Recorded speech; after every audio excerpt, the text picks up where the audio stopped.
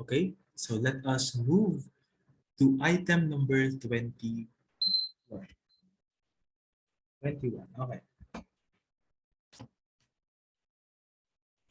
Okay, so from a market standpoint, what is that chicken of inferior quality? So particularly, that is thin, emaciated, or disease infected. So A, leftover, B, cull, C, surplus, or letter D, reject. So for this one, the answer is letter D, which is reject. Okay, so because this is from the keyword there is from a market standpoint, which means you are thinking like an economist. You are thinking as a farm manager. Pero kapag this will be uh, in the scientific standpoint or in the animal science standpoint, the answer for this one is letter B, which is cull. Ayan. So kapag animal science standpoint. Pero kapag market, kapag inferior quality, ang tawag sa mga yan ay reject. Okay?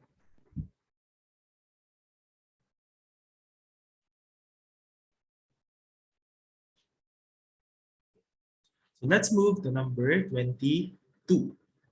The rearing of fish under controlled or semi-controlled conditions. So A, fish propagation, B, fish capture, C, fish cultivation, or letter D, fish conservation. So the answer for this one is letter C, which is fish cultivation. So this is a technical term.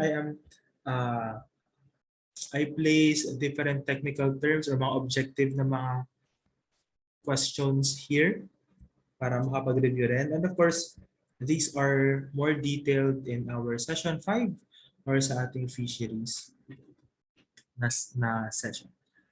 So that is fish cultivation. Okay.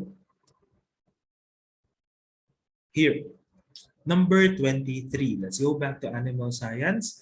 So which describe a snood correctly? So A, fleshly appendage hanging down the skin to the throat or chin of goats.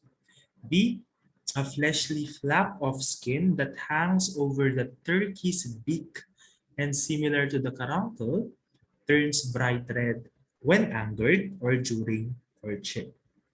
C, fleshy protuberance on the back of a cattle. Or letter D, a fleshy uh, and usually red outcrop of skin atop the chicken head.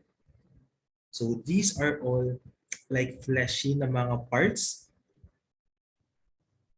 of different animals. So kailangan ito, you can answer this quickly if you know kung saan, kung anong hayop nandoon ang snood. Kasi 'di ba, kung makikita natin sa choices, iba-ibang hayop 'yan. So may goats, may turkey, may cattle, tsaka may chicken. So the answer for this one is letter B, which is sa turkey. So ito ang example, ito ang illustration ng fleshy flap of skin that hangs over the turkey's beak. So this is the snood. This is the snood. So yung sa una, yung fleshy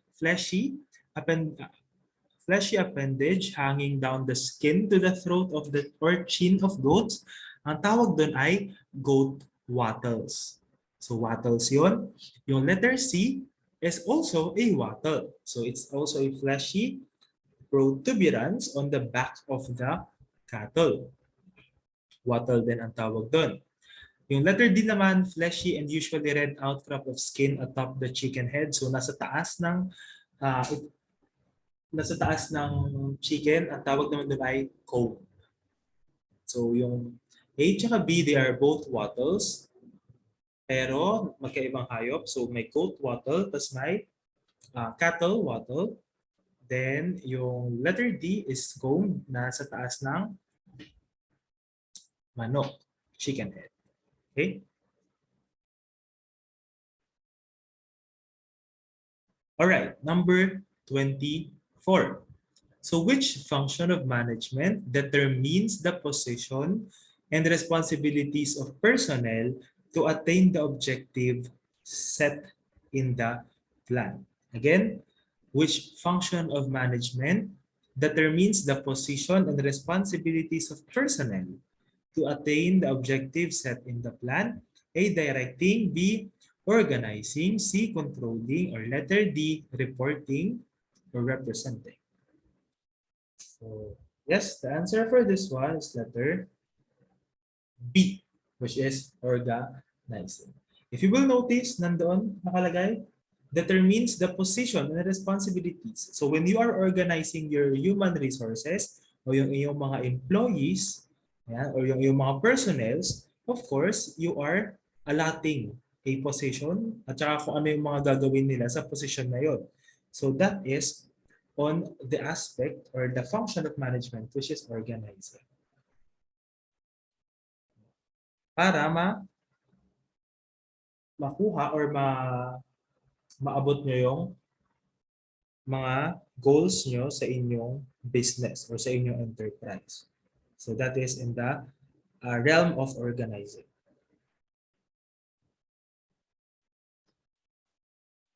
Okay, next. Here, number 25. One of the aspects of animal production is selecting the site. Which are some of the factors in selecting a site? So A, available pasture area for the livestock.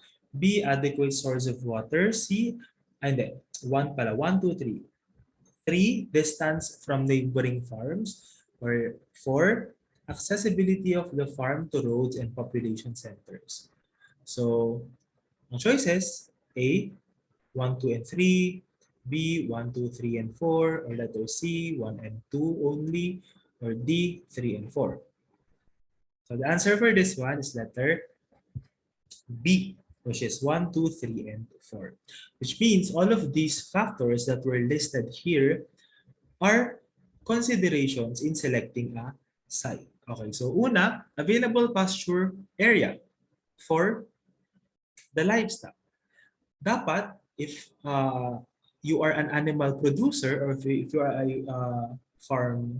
an animal farmer, dapat i-consider mo kung gaano karami yung pasture. Kapag sinabing pasture, ito yung mga kakainin ng iyong mga livestock. For example, if baka, di ba? So it means mas makakatulong yon para mas makatipid ka ng gastos on feed.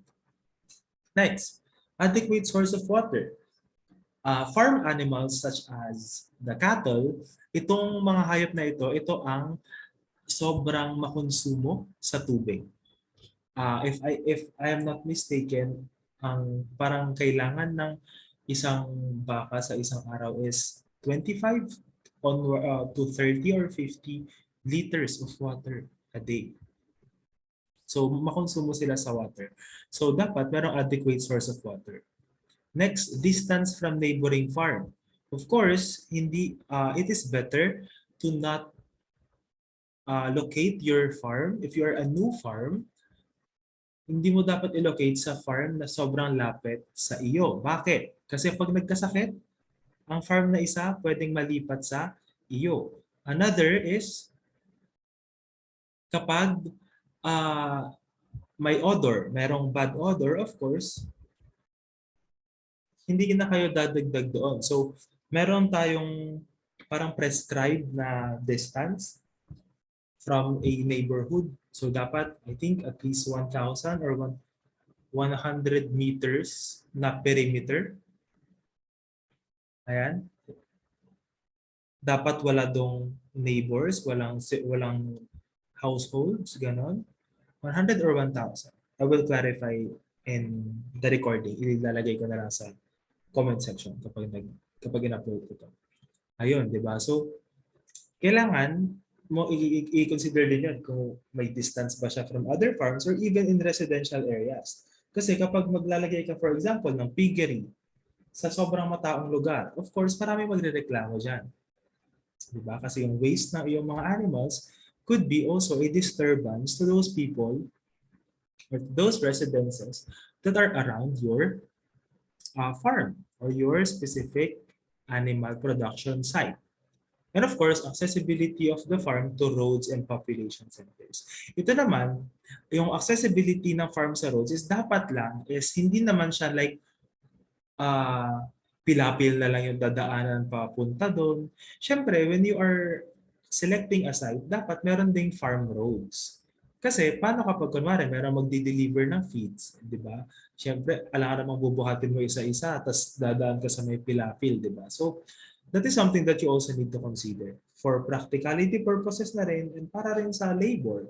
Kasi isipin mo paano pag ganun ka for a long time, eh di kailangan mo rin talaga ng maraming tao na magmamanage doon, tapos magbubuhat pa ng mga feeds mo if you are doing a big farm. So all of these are considerations in animal production. Okay? So next, which refers to the total elimination of weed species. So we are in the area of crop protection. Total elimination of weed species, A, eradication, B, control, C, prevention, or letter D, restriction. The correct answer is letter A, which is eradication. So from the term itself, it is eradication. Pag-eradicate, pagtanggal. So that's total elimination of weed species. Okay. Okay. Number 27. So which breed of cattle has color from light to silver gray and brownish dark gray to red? A, Indo-Brazil, B, Brahman, C, Neliore, or letter D, Batangas cattle. So for this one, as what I am mentioning every session na lalo na in the field of animal science and fisheries, it would be better if you will have if you will look at pictures of the different breeds of animals. So in this case, cattle. So the answer for this one is letter A, which is Indo-Brazil. So kasi kapag titingin kayo sa mga pictures or magko-compile kayo ng mga pictures ng mga different animals, pwede niyong ma-describe personally kung ano yung mga yan. Sige nga, for example, itong nandito sa ito. This is actually letter A. In the Brazil, this is Brahman. This is Neliore. And this is Batangas cattle. Diba? So kapag titingin kayo sa ganyan, sa mga pictures, pwede nyo i-describe. For instance, yung letter B. So ang Brahman pala is merong blackish yung kanyang umbok sa likod. Tapos may sungay siya na halos papataas. Ito yung dinidescribe ko. Tapos, black, grayish, at saka white ang color niya. Diba? So kung yun, kung tandaan nyo itong photo na to in the exam, you can easily, okay, yung Brahman ang alam ko dun, parang black yun eh, tapos white, tapos wala namang red. So kapag alam nyo yun, ang sabi dito may red, so you can easily eliminate Brahman from your choices. Another one, itong Neliore. Ang Neliore parang kulay white yun. Diba? Eh, ang tinatanong is gray, brownish gray to red. So dahil kung kunwari, alam nyo na white yun, na may konting black, eh di matatanggal na rin yan sa choices. Tapos yung Batangas cattle, yung Batangas cattle parang white din yun. Diba? So, kapag alam niyo yun, matatanggal na rin to. So, that will lead you to letter A, which is Indo-Brazil. So, that's a technique that you can also employ in, most especially in animal science tsaka sa fisheries. Lalo na kapag mga breeds ang pinag-uusapan. Tapos, di ba, isa rin kasi yun sa mga competencies nyo or sa mga coverage ng majorship nyo. So, it's good that you will look at different pictures ng mga breeds. So you can search and you can compile them. So that's an extra effort on your side. Okay? Number 28. So the formation of corpus luteum, changes in vaginal wall and uterus occurs in what stage of the estrous cycle? A. Met-estrous, B. Estrous, C. Anestrous, or letter D. Pro-estrous. Number 28. Formation of corpus luteum, changes in vaginal wall and uterus happens in, the correct answer is letter A, which is Met-estrous. So Met-estrous is parang ito na yung pag-recover ng uh, ng reproductive organ ng ating female animal. Okay. So you can take note that corpus luteum, kapag mayroong binanggit na corpus luteum na that is being formed, nasa Met-estrous tayo. So this is a simple diagram from vet prep on the estrous cycle. So this one is actually for a dog, pero the same goes with other animals. So basically, we have 4 different stages, which are pro-estrous, estrous, tapos meron ding met-estrous, tapos anestrous. Okay? So sa pro-estrous, from the term itself, pro. Diba? Pro-estrous, so it means bago, getting ready. Ayun yung term. Getting ready. So kapag yung mga description is parang the blah blah is surging, is starting to mature. So kapag ganun yung mga nasa question, more probably that is pro-estrous. In heat, tapos surge, yung mga yan, starting to mature, swell and discharge. Ayan. So increasing, yung mga yan. Kapag ang description is parang nagsisimula pa lang or kaya nagpe-prepare, pro-estrous yan. Yung estrous naman, ito yung action. Dito pinakamataas ang ovulation. So ito ang best time para i-mate ang animals. So this stage can last for 2 to 3 weeks. So yung vulva nila is enlarged. Estrogen levels drop and progesterone levels increase. Yeah, so that is under the estrous stage. Then we have the met-estrous. So dito naman, hindi na receptive ang female. This can last from 60 to 90 days. And of course, corpus luteum is forming. At saka, nagkakaroon ng changes in vaginal wall and uterus. And of course, anestrous, ito na yung tapos na. So ito yung time between met-estrous tapos pro-estrous. Kasi cycle nga siya, so it means uulit yan. So in this anestrous, no discharge is present. So this is a simple summary of the estrous cycle.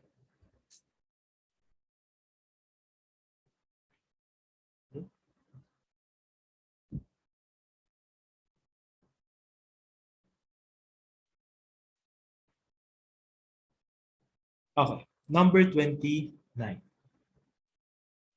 These nets used to collect shellfish by raking or scratching action. Anong klaseng net yon? A. Dredges, B. Trawl, C. Fight net, or letter D. Hook nets. Nets used to collect shellfish by raking or scratching action. The correct answer is letter A, which is dredges. Okay, so here we have illustrations ng choices A, B, C, and D. So you will notice, ito ang A. Yan ulit. This one is A, B, C, and D. So ang dredges ay meron siyang frame para makuha ang mga nasa baba. Ang mga karaniwang nasa baba ng dagat ay mga shellfish. So here are specific definitions. Yan, per ano. So ang dredges, o itong uh, tool na ito, are designed to collect mollusks. Examples of mollusks are mussels, oysters, scallops, and clam. So ang mga ito ay nasa bottom ng dagat. So ang ginagawa dito, a bag net, itong net na to, is attached to a fixed frame. So kailangan may frame para bumaba talaga itong structure na to. Bumaba siya, tapos makapunta sa baba, tapos kukunin niya yung mga fishery products na nasa baba. Okay? So, a bag net attached to a fixed frame retains the mollusks but releases water, sand, and mud. So kapag ito, inangat na siya, of course, yung tubig, pati yung mga sand na nandito sa baba na that could be carried, ay mawawala na rin. So, ang ano nito, ang distinction niya is meron siyang fixed frame. So, that is dredges. On the other hand, we have trawls. Ang trawls naman are nets. So, kung makikita nyo yung difference nila, ito ay walang frame. So, net siya.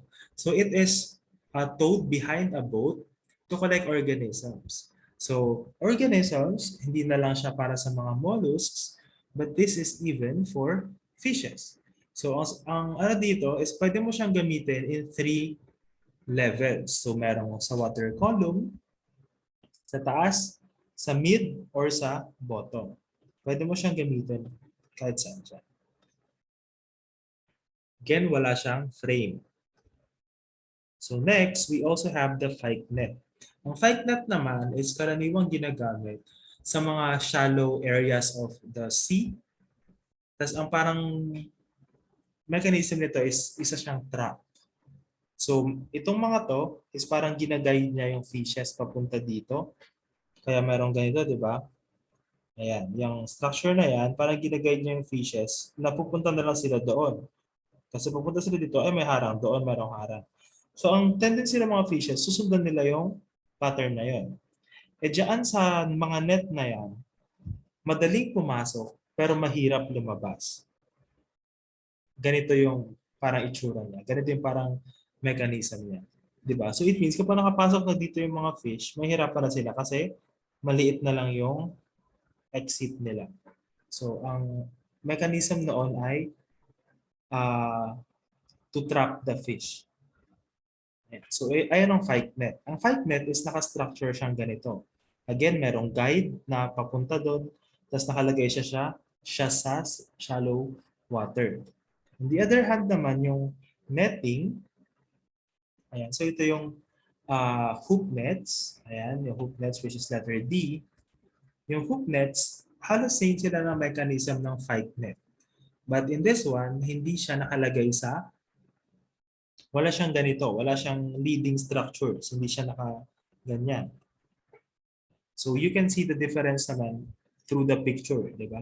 Ito ay para naka-establish at yung isa naman ay parang ginagamit lang talaga net. So ang sabi dito, made of a long tube of netting and held open with large metal or fiberglass hoops. Ayan. So meron siyang inward funnels pero mahirap na makakalabas ang mga fishes. So ito ang isa sa example. Ayan. So nakapasok sila. Tapos ayan na yung sina-harvest na yung mga nahuli nila. Okay. Next. Number 30. Okay. Number 30, you want to propagate jumbo tiger prawns artificially. Which method will you apply? A, hormone injection, B, eye pinching, C, tail cutting, or letter D, eye stalk ablation. So the answer for this one is letter D, which is eye stalk ablation. So when we say eye stalk ablation, it is the removal of one or both eye stalks from a crustacean. So an example of crustacean are tiger prawns and shrimp. So eye stalk ablation is widely practiced in shrimp hatcheries as a means to encourage female shrimp broodstock to produce more eggs. So ngayon, bakit? Anong relasyon ng eye stalk sa pag-produce ng eggs ng mga tiger prawns, di ba? So here is a simple explanation. So here we can see that it was earlier understood that the endocrine gland present in the eye stalk of the crustaceans is responsible for the blocking of certain activities connected with gonadal maturation. Parang masyadong, ano, di ba? Masyadong maraming information. Pero ang ibig sabihin lang niyan ay kapag daw meron yung eye stalk, kapag meron kang eye stalk, kunwari ikaw, isa kang prawn. Kapag meron kang eye stalk, pinipigilan nito ang pag-mature ng iyong reproductive organs. So it means kapag may eye stalk ka, mas mabagal kang mag-mature in terms of your reproductive system. Okay? So dito, meron kasi siyang sinisecrete or meron siyang pinoproduce na inhibiting hormone, which is the molting inhibiting hormone. Tapos meron din is other term which is growth inhibiting hormone. So kapag may eye stalk ang isang prawn, nagpo-produce siya ng mga hormone na ito kaya mas mabagal ang kanyang maturation. Ganun yun. Kaya ang ginagawa ng mga farmers or ng mga managers ng mga shrimp hatcheries is tinatanggal nila yung eye stalk, which is nandito nga yung mga hormone na yun. Kasi pag tinanggal nila yon, mas napapabilis ang maturation ng mga hayop. Which means kapag wala to, mas magmamature to, mas makakapag-reproduce sila na mas maraming eggs. Alright? So, I hope na nakita natin yung connection doon. Kung ba anong connection ng eye stalk sa growth at saka reproduction ng mga crustaceans. Okay. So let's go with number 31. Which plant disease causes round swelling or growth on plants? Round swelling. A, canker. B, mildew. C, galls. Or letter D, mosaic.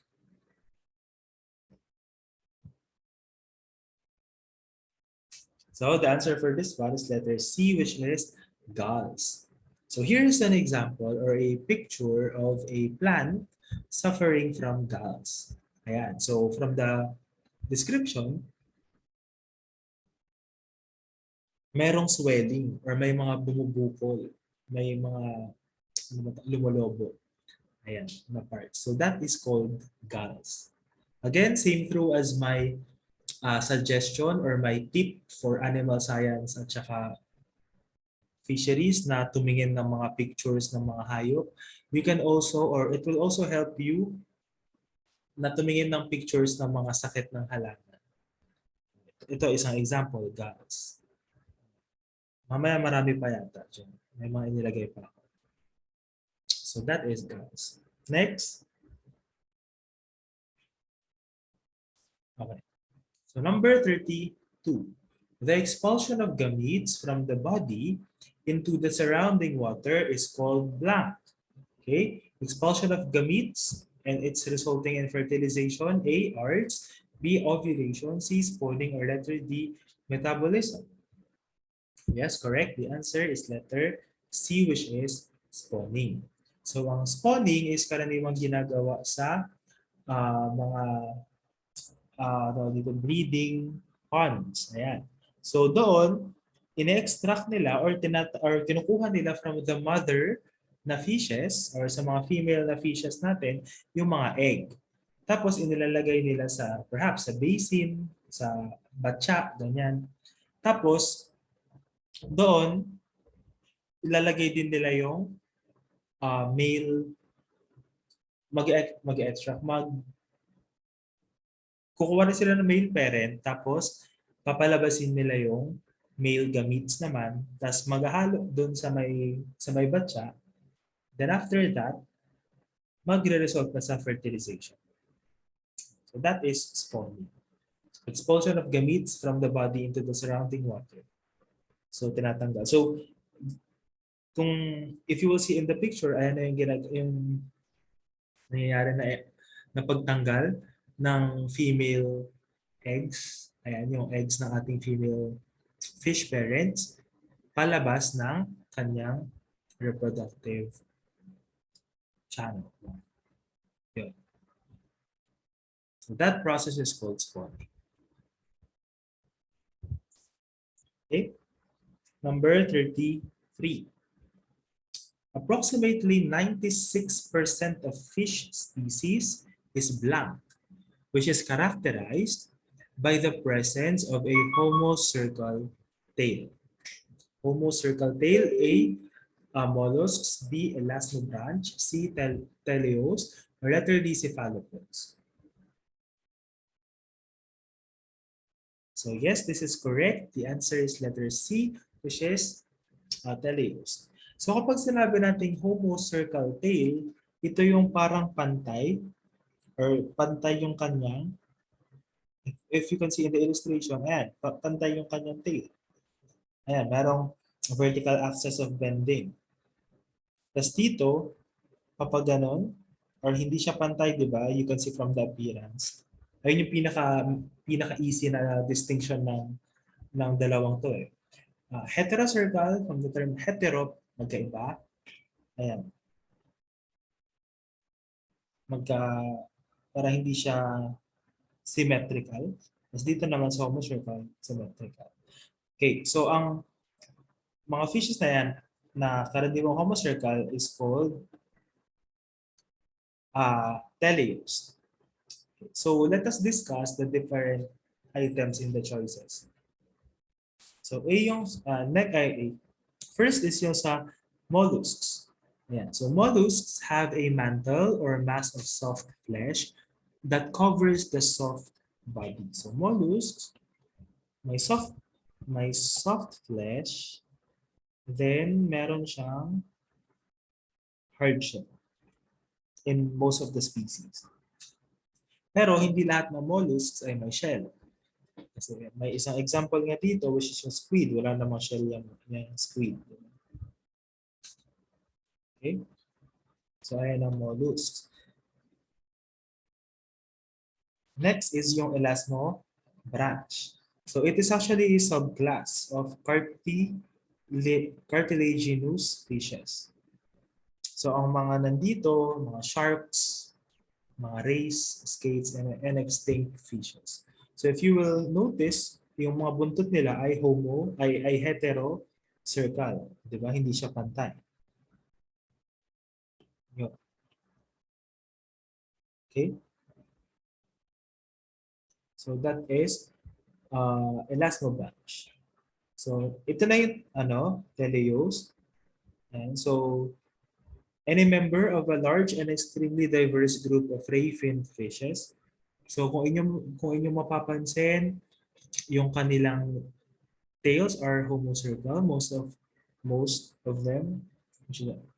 Yeah, dito. So they are homocircle. So it means pantay yung kanilang tails.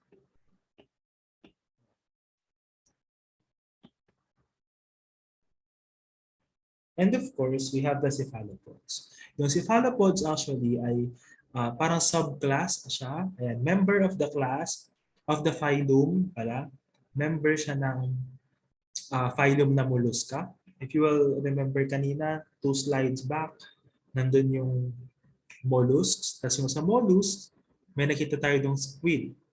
Diba? Na ang mollusk daw ay karaniwang may soft body, tas hard shell.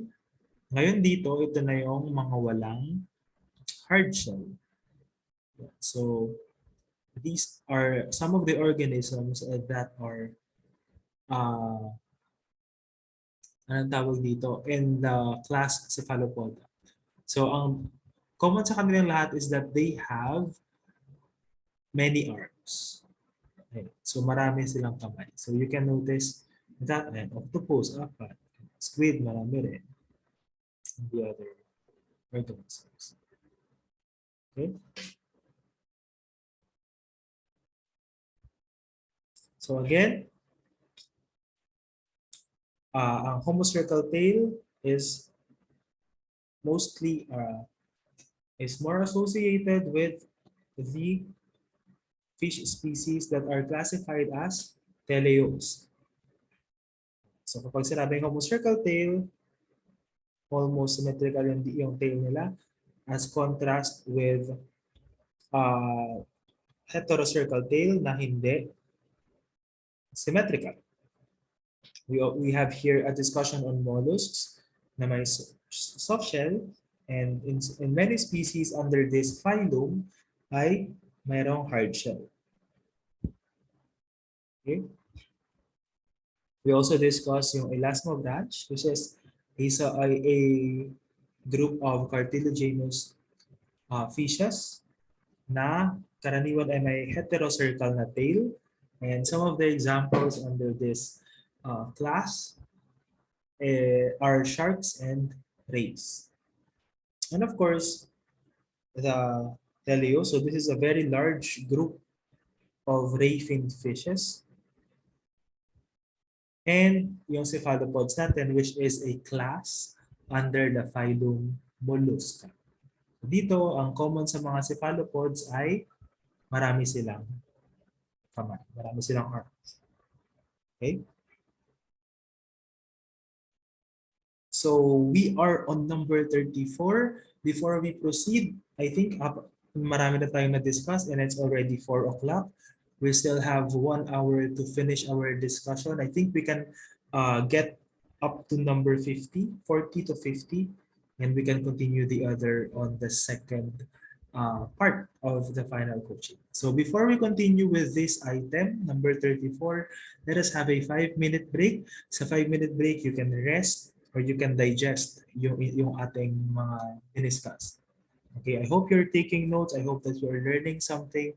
If you have any questions, clarifications, or corrections, even corrections, I would really appreciate if you will send me a message sa messenger. All right, so let's have a 5-minute break.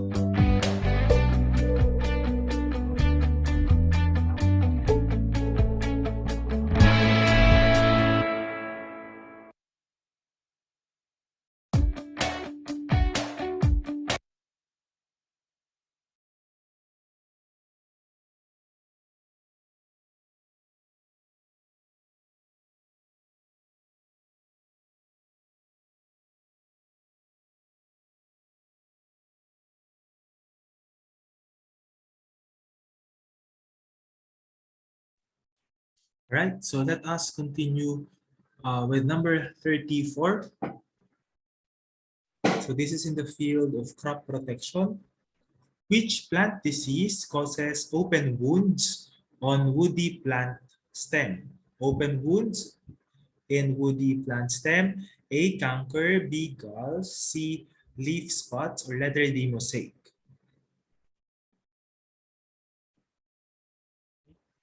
The answer for this one is letter A, which is canker. So this is an example of a woody plant that experiences canker.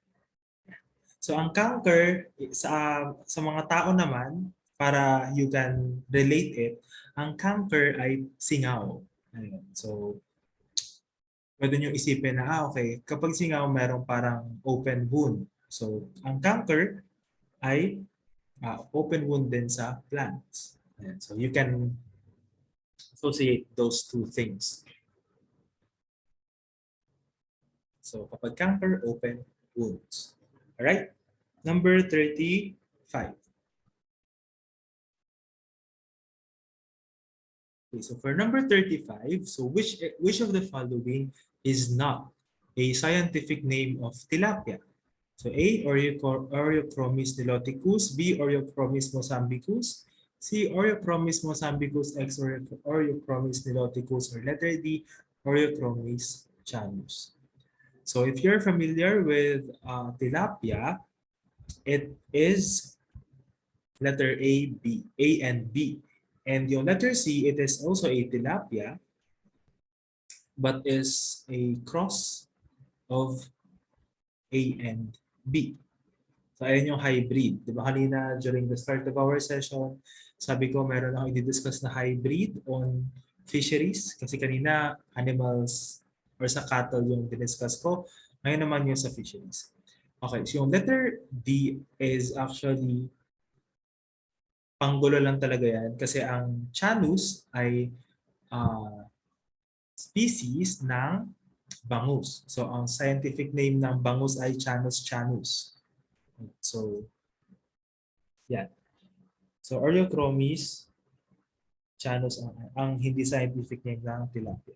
So ang Oreochromis mozambicus X Oreochromis niloticus is actually a project of BFAR, or the Bureau of Fisheries and Aquatic Resources in Dagupan. So this is called the Project Molobicus that started, I think, 2 decades back.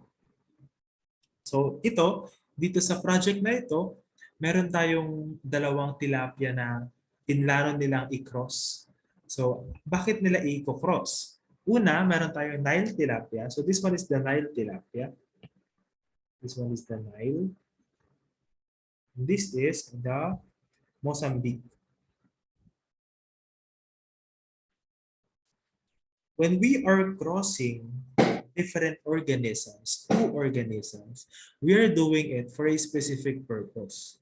Kasi meron tayong gustong ipalabas. Meron tayong gustong mangyari doon sa organism na or yung hybrid that we will produce as a plant or an animal breeder.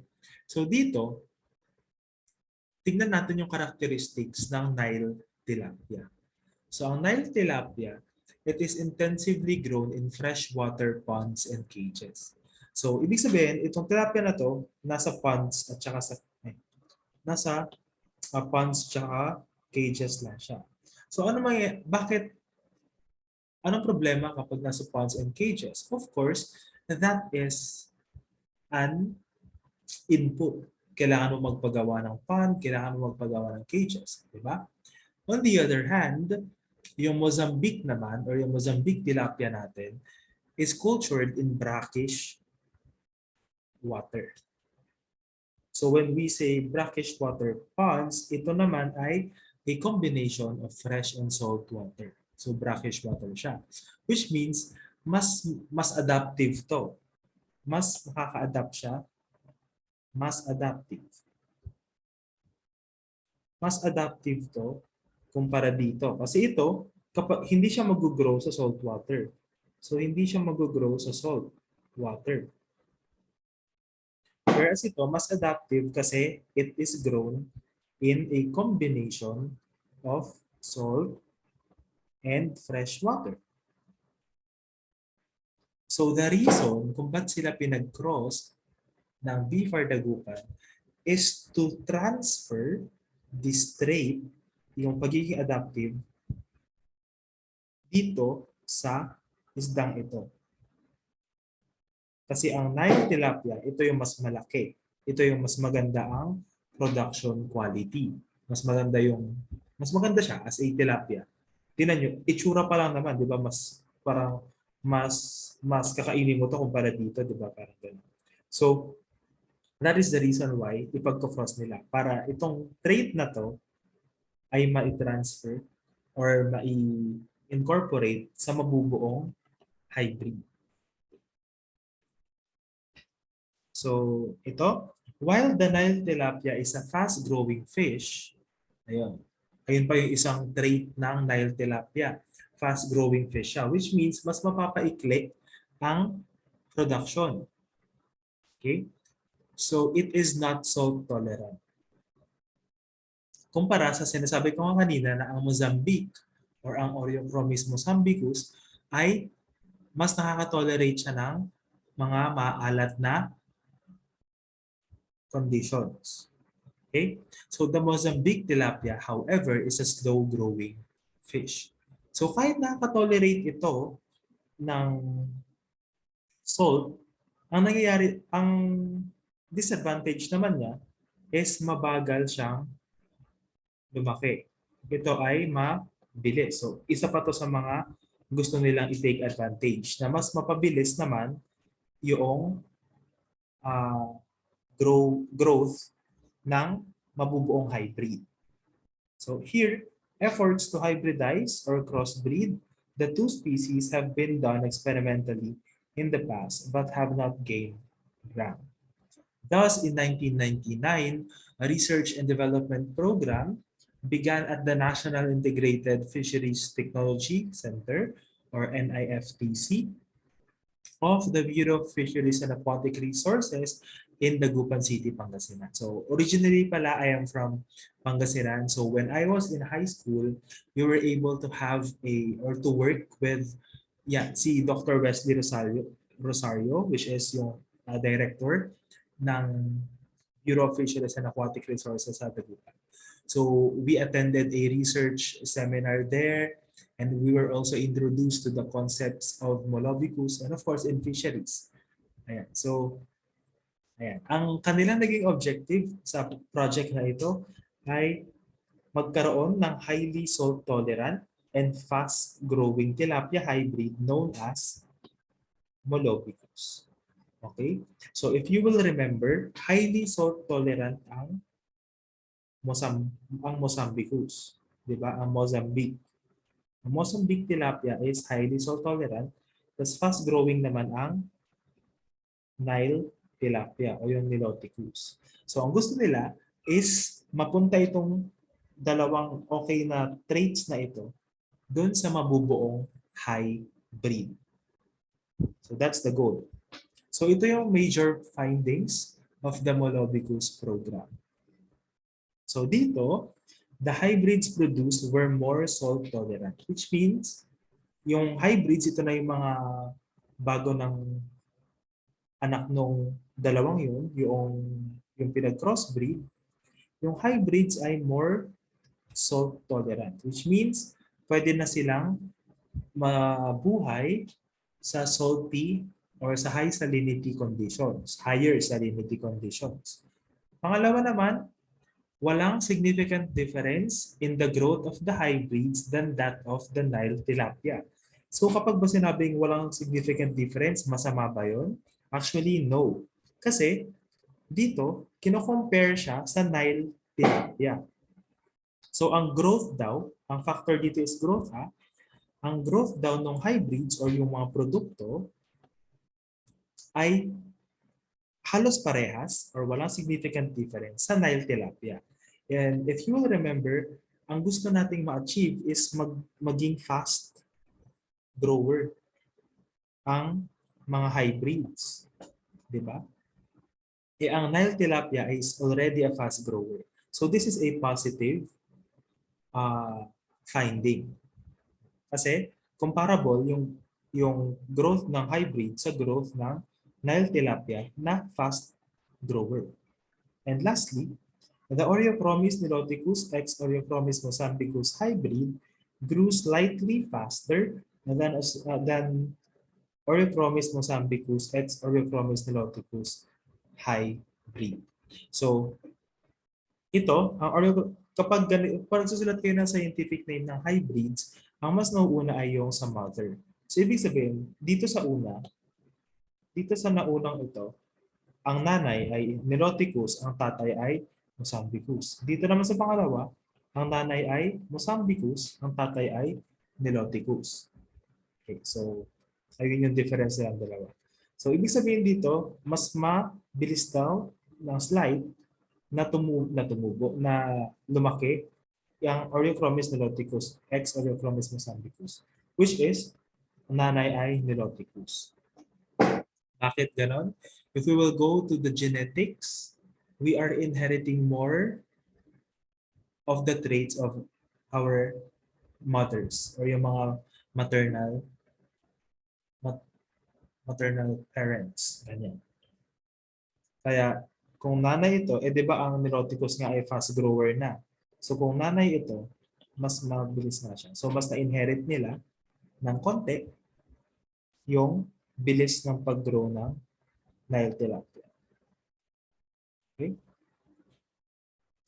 This is a more deeper discussion kapag ano na. Pero it's good na meron kayong idea about this kasi ayun nga, para may sinabi sa isang GC na ang karaniwan daw lumalabas sa fisheries ay yung nasa page ni Doc Wesley Rosario. Ayun, yung Aquatech ni Doc Wesley. Ayun, yun. So another tip pala sa ating lahat ay mag-follow ng mga different Facebook accounts ng mga agricultural agencies like BFAR, Department of Agriculture, Bureau of Plant Industry, Bureau of Animal Industry, because they might be posting different infographics siguro, mga bagong findings ng 2022. For example, ano na yung top 10 na fishery products? Mga ganun. So as of 2022, it is also good that you have an idea on that. And Facebook is a great platform or an easy platform to also review. Imagine, nandun na yun. Babasahin mo na lang yung infographic tapos nasa Facebook. So yeah, that's another tip. Okay? Let us go to the next one. Number 36. So which crop disease on leaf surface emerges as white, gray, or purple spots? A. Galls, B. Leaf spots, C. Mildew, or letter D. Mosaic. So this one emerges as white, gray, or purple spots. The answer is correct letter C, which is mildew. So this is what mildew looks like.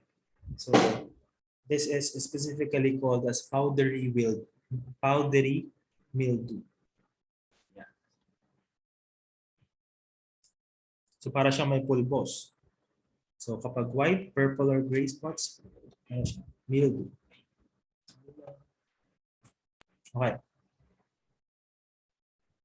Next. Wait lang, nawala yan.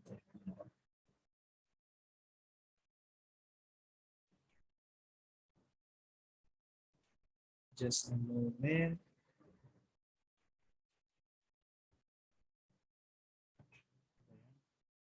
Wait lang. Wait lang.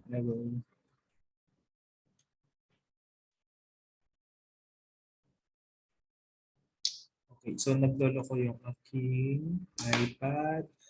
Mag-share screen na lang ako dito sa wait. Dito sa laptop na lang. Session 10.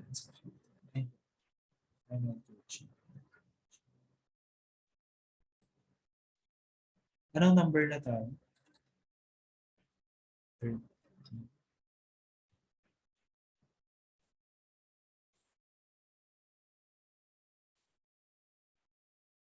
36.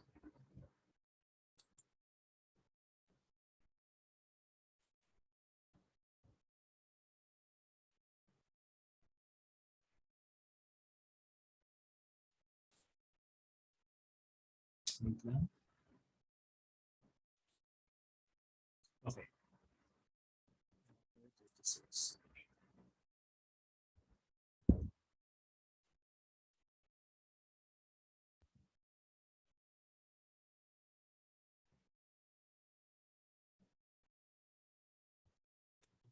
Number 37 na pala tayo. Okay. Share my screen. Okay. Can you now see my screen? Okay.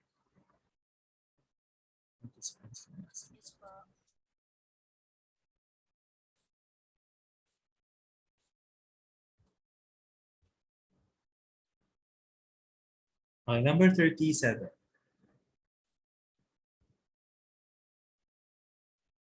Which of the following fishery products does not belong to the top 10 based on an April to June 2022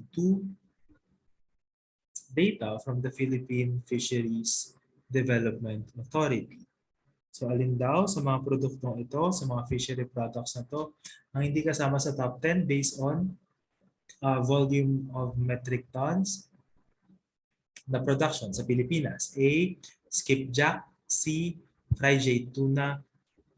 C. Squid. Ay B. Fried tuna. C. Squid. Or letter D. Shrimp. So the answer for this one is letter D, which is shrimp. So actually,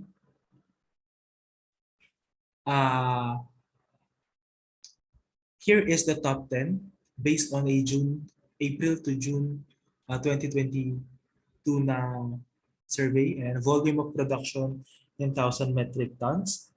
And so number 1 ang seaweed. You can take note of this. And if you are following the Philippine Fisheries Development Authority on Facebook, kita nyo rin to doon. Pero you can already take note of this. You can write this down. Number 1, una ang seaweed, pangalawa ang bali sardinella, pangatlo lang ang bangus, then tilapia, then skipjack, round scad ang pang-anim, pang-pito ang big-eyed scad, pang-8 ang yellowfin tuna, then 9 ang fried tuna, at pang-10 ang squid. Okay? So those are the top 10 fish and fishery products as of April to June 2022.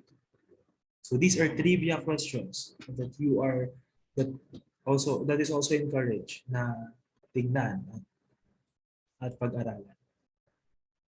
Okay? Next one.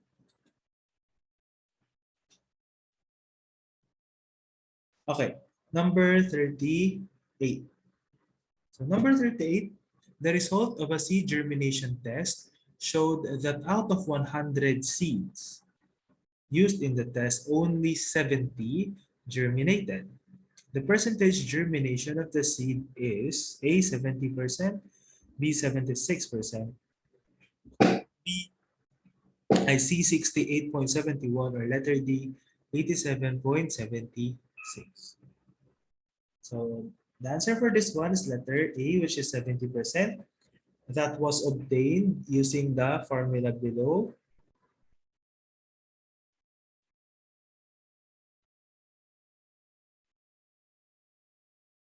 Using the formula and the method here at the right side of the screen. So ang pag-compute ng percentage germination ay germinated seeds over number of seeds in total. Tapos ito times siya sa 100, kaya percentage. So kapag ano na nyo yan, 70 divided by 100 is 0.7 times 100. So lalabas ang 70. So in the actual exam, this could be more complicated. For example, 300 seeds ang ginamit. Tapos ang nag-germinate ay 250. So you can employ this formula na nandito sa gilid. Okay? Number 39. So let's go. Lepidopterous insects are similar to moths and butterflies. So it includes moth and butterflies actually. So this can be controlled by using insecticides such as blank. So alin dito ang insecticides? A. Chlordane, B. Fumigant, C. Azodrine, or letter D. Methyl and malathion. So yes, that is correct. The correct answer is letter D, which is methyl and malathion. So actually, here are the different organisms na kinokontrol ng mga chemicals na to. Take note of this. So ang chlordane ay sa termites. Ang fumigants ay sa rodents or sa mga vertebrate pests. Ang azodrine is on aphids, mites, leaf hoppers, thrips, leaf miners, tsaka plant bugs. And of course, yung methyl and malathion, they are generally for insects. So I had a look sa let for the past years and maraming lumalabas ng mga ganito, yung mga insecticides. Kumari, yung farmer ay nakaka-experience ng termites in his farm. What is the chemical that can be used? Ano yung may sasuggest? So take note of this these chemicals tapos yung mga kinokontrol nila. Okay?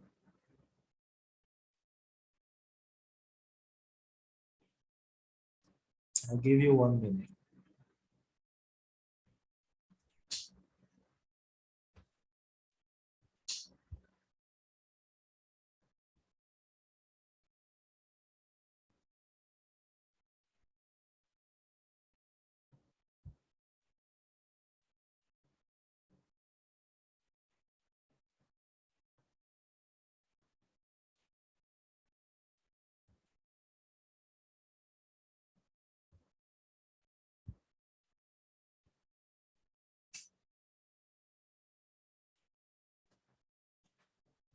Okay? Next, let's have number 40, which is which crop disease is distinguished by the appearance of rings of different shades of brown, green, or yellow that make spot on the leaves? A. Galls, B. Leaf spots, C. Mildew, or letter D. Mosaic. So kapag sinabing appearance of rings, ayan, the answer ay letter B, which is leaf spot. So if you can see here in this illustration at the right side, ayan, parang merong rings kasi may white sa gitna tapos pinapalibutan siya ng brown. So this is an example of a leaf that is infected by leaf spots. Okay, so that is letter B. Okay, so before we continue, actually we are 30 minutes away from ending this session, this final coaching. So let's have a 5-minute break to breathe. Ayan. To breathe lang, tsaka makapag-rest ng konti. Then we will continue at siguro mga 5 items. Ganyan. Alright, so let's have a 5-minute break.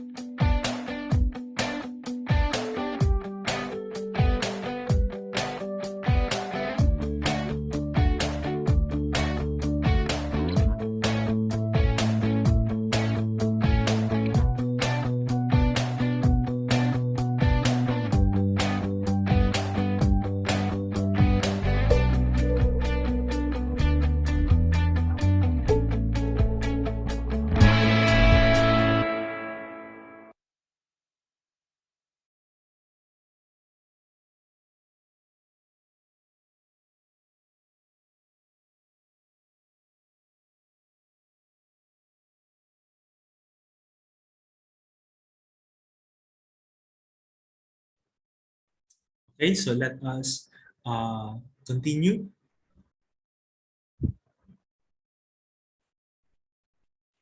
So for number 41, AB plus energy yields A plus B. So which type of reaction does this reaction show? A, exothermic synthesis. B, endothermic synthesis. C, endothermic decomposition. Or letter D, exothermic decomposition.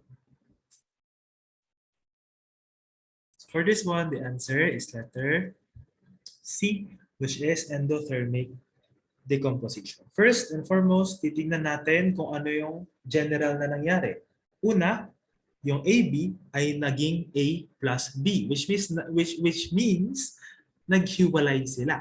So that itself is a manifestation of decomposition.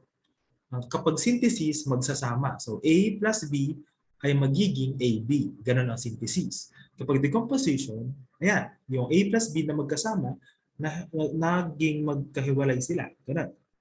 So that is decomposition. So kapag na na establish nyo na yon, ang pag-decide nyo na lang is letter C at saka D.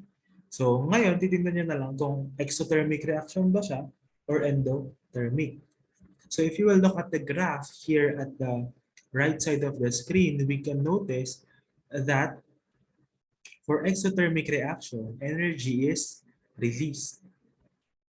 So nare-release ang energy.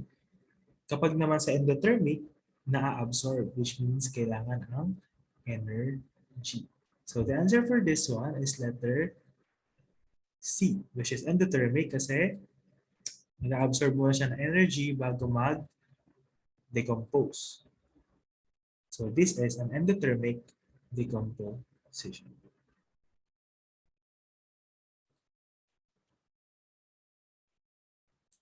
Pwede nyo i-take note dito sa exothermic reaction, energy release. Endothermic reaction, energy is absorbed. Next. Ito, the hair of the goat called mohair originated in Ankara, Turkey. Both sexes are horned and open face with long locks of hair over the rest of the body. So, anong breed ng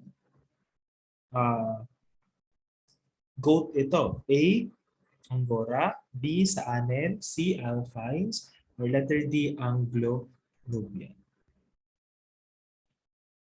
So the answer for this one is letter A, which is Angora. So here is a set of pictures na pwede nyo pagbasean. Yan. So yung same na naman. Ito yung A, ito yung B, ito yung C, at saka ito yung D. So yung A, ayan na yung maraming buhok. So ayun yung pwede nyo gawing keyword kapag Angora ang sagot. Maraming buhok. So hair over the rest of the body. So ayan siya. Yung sa anin, ito yung itsura niya. So white, ayan. Kapag naman alpines, ito black and white siya na may horns.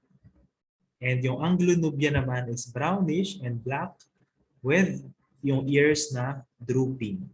Kung mapapansin nyo ang ears netong alpines, tsaka no, sa anin ay papataas, sa Anglo-Nubian ay pabababa. Para siyang aso.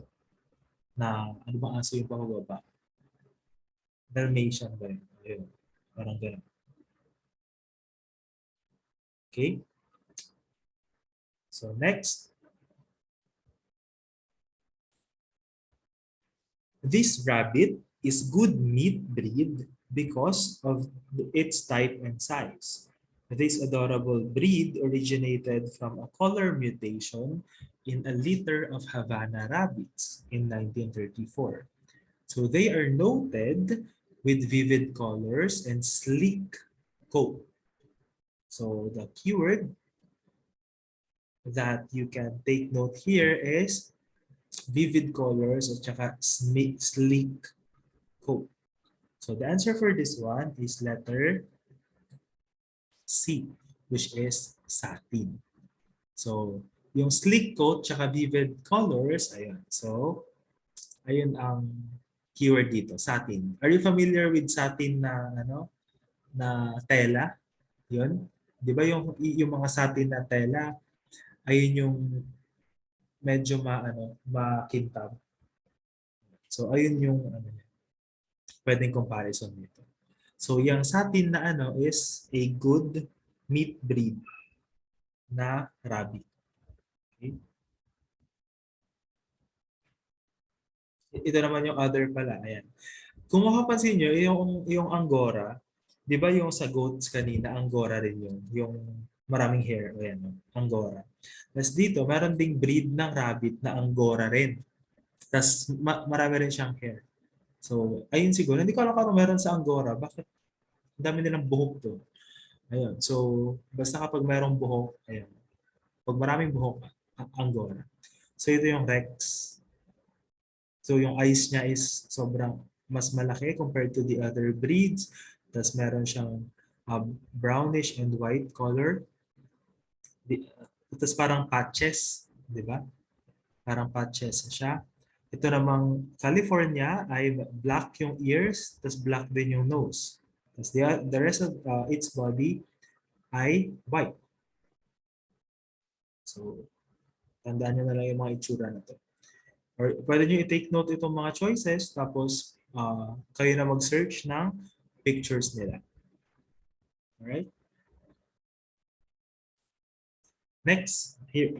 Number 44. Which is a way of controlling plant diseases by isolating a patch of or a single disease plant. A, cultural control. B, quarantine. C, integrated pest management. Or letter D, biological control. So, ang answer dito is letter B, which is quarantine. So, in quarantine, it is just like what we are doing right now. We are quarantined. Kapag infected, ayan, di ba? Kapag infected, you are isolated from the rest of the population. It is advised that you spend 2 weeks. Ngayon, hindi ko alam, 1 week na lang yata, 1 to 2 weeks in quarantine. So that is to isolate or to prevent the spread of a specific disease. So that is not only applicable for us humans, but even for plants. So the distinction of quarantine with the other items in the choices, kapag sinabi natin cultural control, ito yung pag-manipulate ng growing environment ng isang plant. For example, lalagyan mo ng net para hindi pasukan ng mga insekto, yung mga ganun na bagay. So that is one way of cultural control. Yung integrated pest management naman, actually integrated pest management is a mix of 2 or more control methods. So pwede kang gumamit ng cultural control, biological control. It's actually on the management of the farm kung paano mo i-control ang isang disease o kaya isang insekto. Or even weeds. Ayan. So, ayun yung integrated pest management, halo-halo. And yung biological control naman, from the term itself, gagamit ka ng mga living things. For example, natural enemies. So, pwede kayong gumamit ng natural enemies or natural or botanical pesticides. Meron kasi mga halaman na kapag tinanim mo, makakapagtaboy sila ng mga insekto. Ayun. So that is an example of biological control. Another example of biological control is using microbial inoculants. Kunwari, meron kang fungi na gustong tanggalin or gustong labanan, what you can do is to inoculate your soil with microbial inoculant na merong antifungal properties. So, kapag inilagay mo sa soil yun, aalis doon yung fungi. Kasi nga, meron silang antifungal properties. Alright? Number 45.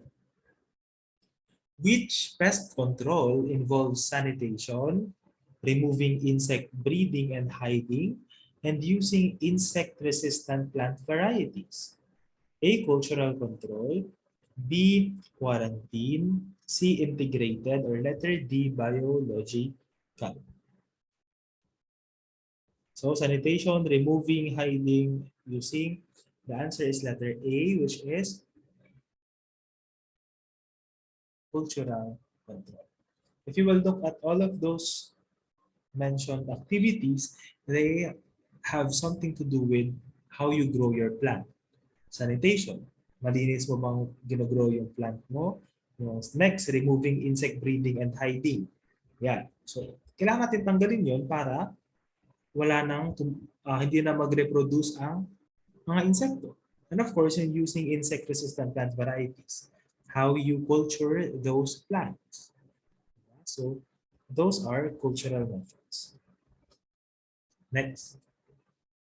Number 46. So, ito na. Mga scientific names naman tayo ng plants. So, the scientific name of onion. A. Oryza sativa. B. Allium cepa. C. Zea mays. Or letter D. Vigna radi. So, for number 46, the answer is letter B, which is Allium cepa.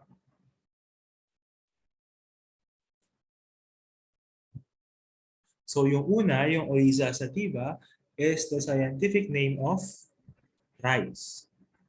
Diba? Rice. So yung letter C, which is yung Zea mays, ayun naman ang scientific name ng mais. And yung Vigna radiata is the scientific name of munggo or mung bean. Okay? Next. The following are measures to prevent or control anthrax, except A. Proper disposal of dead animals by burning or deep burial. B. Decontamination of all contaminated pens, feeding materials, bedding, etc. C. Avoiding contact with animals and contaminated products. Or letter D. Moving animals frequently. So, ang answer dito is letter D, which is moving animals frequently. Why? Because if you move animals frequently, ang magiging tendency niyan is mas kakalat pa ang disease na ito. It could be transferred from one pen to another, or it can be transferred from one animal to another. Thus, it is very important that we do letter A, proper disposal of dead animals by burning or deep burial. Bakit deep burial? Para sure tayo na hindi siya super accessible sa mga organisms above. Letter B, decontamination of all contaminated pens, feeding pens and bedding. Since anthrax is caused by a microorganism, there is a possibility that those microorganisms or those bacteria can reproduce more. So dapat nating i-decontaminate or i-sanitize ang mga pinanggalingan ng hayop na yun. For example, yung pens, feeding materials, bedding, mga animal tools, yung mga yun kailangan i-decontaminate. And of course, avoiding contact with infected animals and contaminated animal by product. Okay? Next.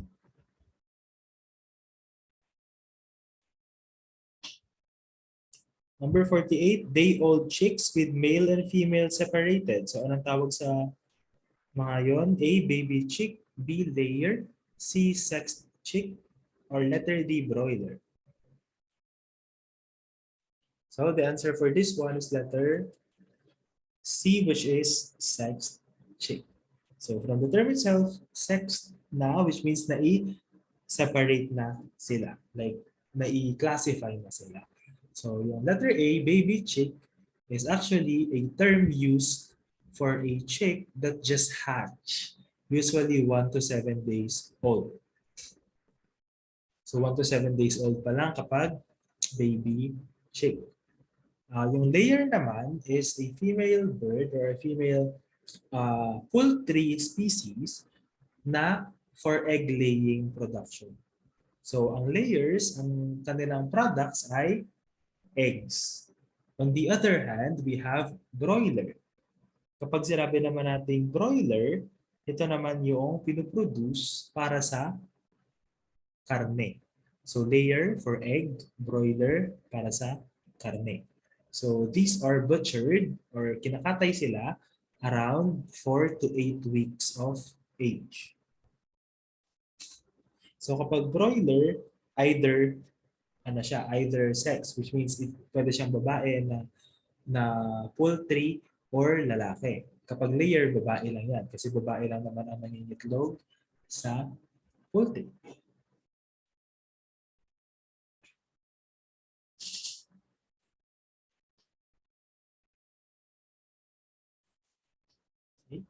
Let us finish this until item number 50. So we are now in item number 49, which is the scientific name of corn. Nabanggit na pala kanina. Mus musculus, Vigna umbellata, Zeames, or Durios eventus. Okay, so ang Mus musculus is actually not a plant. It is an animal.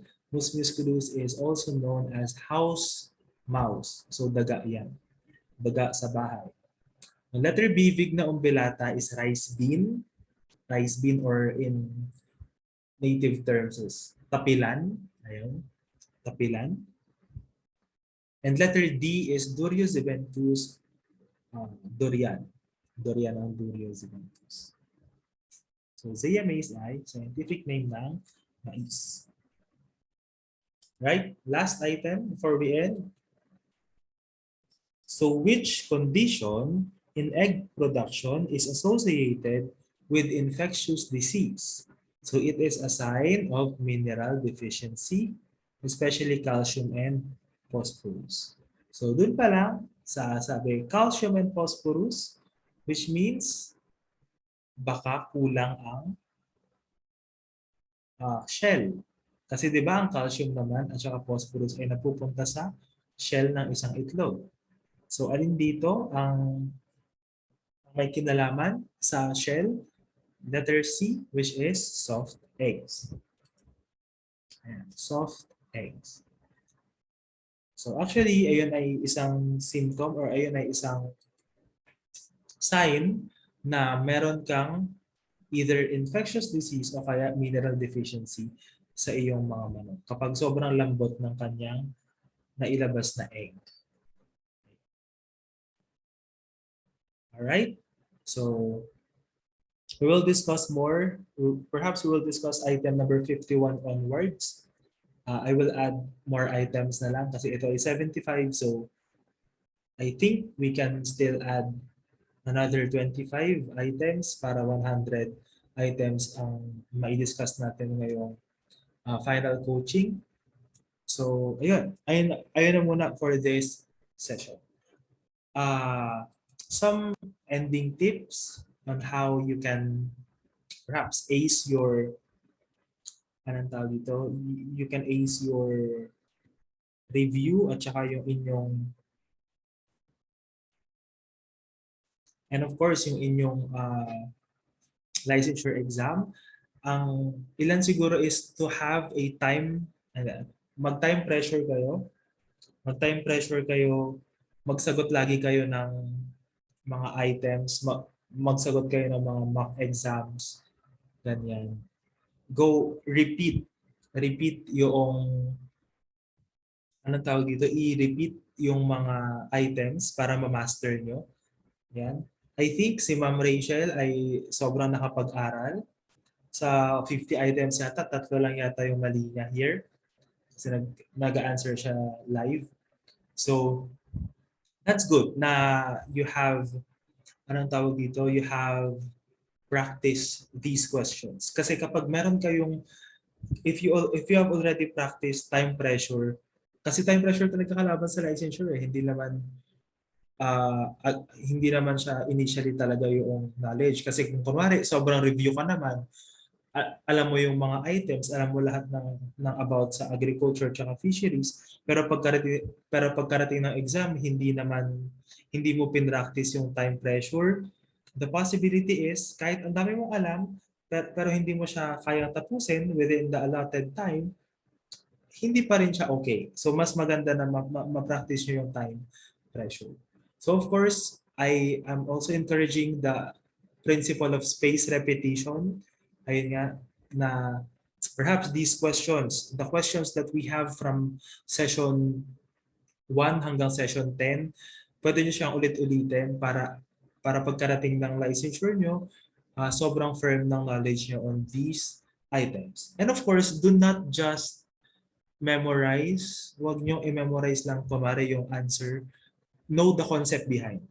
One technique that really works for me is discussing a specific topic to myself.